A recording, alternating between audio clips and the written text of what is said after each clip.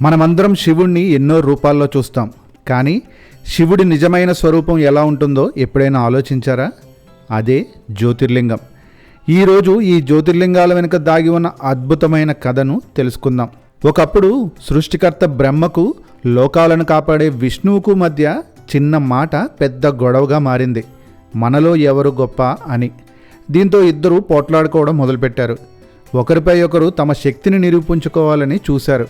అలా వారు గొడవ పడుతుండగా అప్పుడే వారి మధ్యలో నుంచి అకస్మాత్తుగా ఒక అపారమైన అగ్నిస్తంభం ఆకాశాన్ని చీల్చుకుంటూ పైకి, పాతాళాన్ని దాటి కిందకి విస్తరించింది.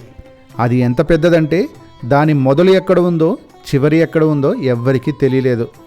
అది చూసిన వారు ఒక నిర్ణయం తీసుకున్నారు. ఈ అగ్నిస్తంభం మొదలు చివర ఎక్కడ ఉందో ఎవరు కనుక్కుంటారో వారే గొప్పవారు అని ఇద్దరు అనుకున్నారు.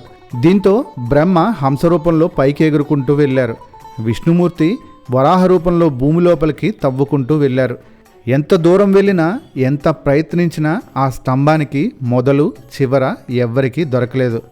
అంతలో ఆ మహాజ్యోతి మధ్య నుంచి సాక్షాత్తు పరమశివుడు ప్రత్యక్షమయ్యాడు.